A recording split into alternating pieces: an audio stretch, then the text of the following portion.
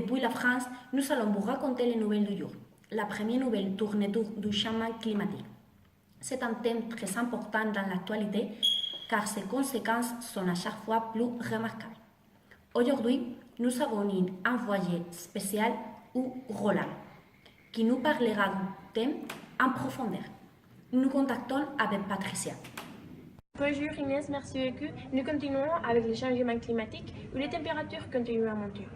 Selon la NASA, les 6 premiers mois de 2016 ont été les plus chauds jamais enregistrés sur la planète, avec un 3 plus qu'à la fin du 19e siècle.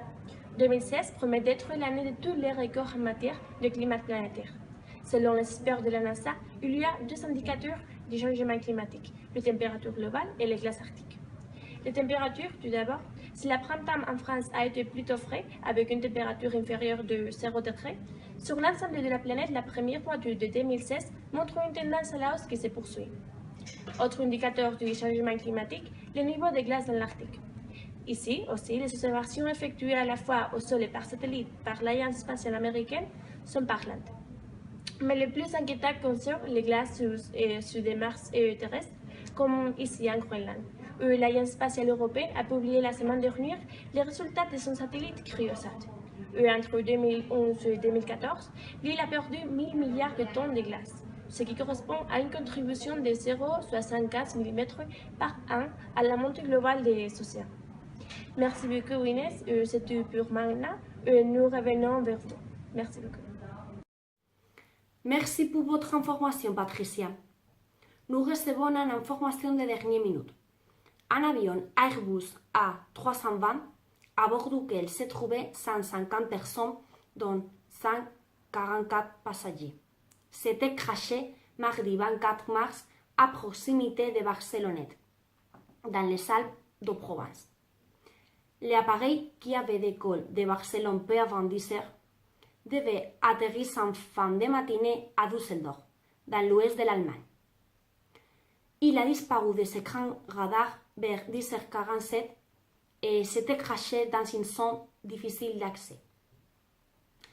En plein survol dans les Alpes, le copilote Andreas Lubitz avait volontairement précipité son avion contre la montagne, à plus de 700 km par heure.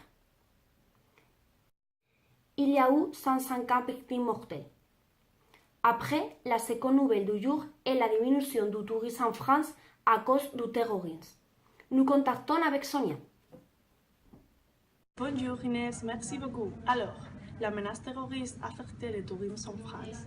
Au deuxième trimestre, le nombre de touristes a diminué par rapport à la même période l'année dernière. Cette baisse du nombre de visites a un impact à Paris de 750 millions d'euros qui ont cessé de cesser. France, première destination touristique au monde en 2015, court le risque de perdre son leadership. Nous avons trouvé une situation difficile pour l'un des secteurs les plus importants du pays. Nous devons supposer que le secteur du tourisme traverse une catastrophe industrielle, a déclaré le chef de tourisme à Paris. Les réservations hôtelières, camping et autres formes d'hébergement ont diminué environ 4,8% en année. Une baisse directement liée aux touristes étrangers qui préfèrent opter pour une autre destination.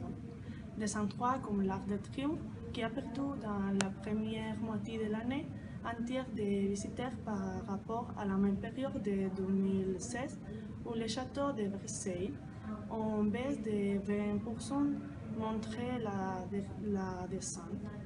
C'est tout pour mon temps. Merci Inès.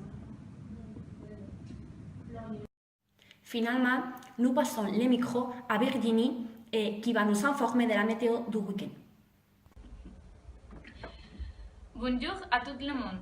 Nous avons fini le journal aujourd'hui avec le temps. Ce week-end, le Grand Ouest, ciel couvert, avec quelques averses, ainsi que sur la région parisienne. Il pleut de courte sur le littoral atlantique. Il n'y a pas d'orage prévu. Vous serez donc bien à l'abri sous votre parapluie. À l'est de nouveau, quelques éclairies permettant aux Alsaciens d'entraîner leur par des lunettes de soleil. Côte d'Azur, Corse comme d'habitude, grand soleil. Par contre, le soleil peut être dangereux, méfiez-vous des rayons et sortez couverts. Bon week-end ici, nous finissons le journal aujourd'hui. À demain, au revoir. Un cola bien frais, frais tout l'été. L'été entre amis, des amis et du soleil. Du soleil avec toi, toi et ton cola. Savore l'instant. Dans le cadre sportif, nous allons vous passer un reportage de la Caja Mágica réalisé par notre collègue César. Bonjour Inès, aujourd'hui nous sommes en face de la boîte magique qui est le centre olympique de tennis à Madrid.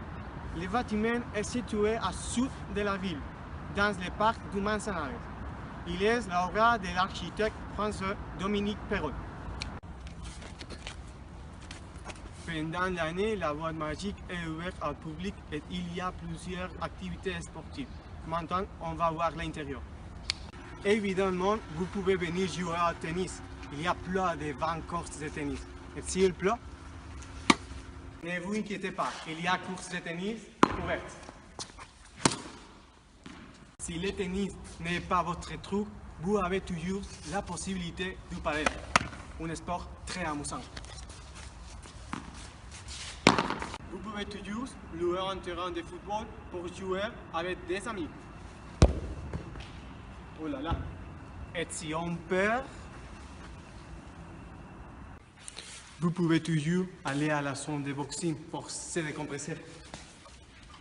Il y a mieux que courir tranquillement en agent des groupes privilégiés de Madrid.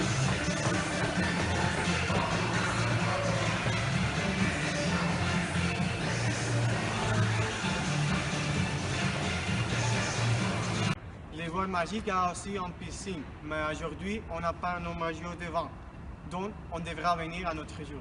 C'est tout pour aujourd'hui. Nous continuons avec Inès. Merci. Merci beaucoup César. C'est tout pour aujourd'hui. Vous passez un bon week-end.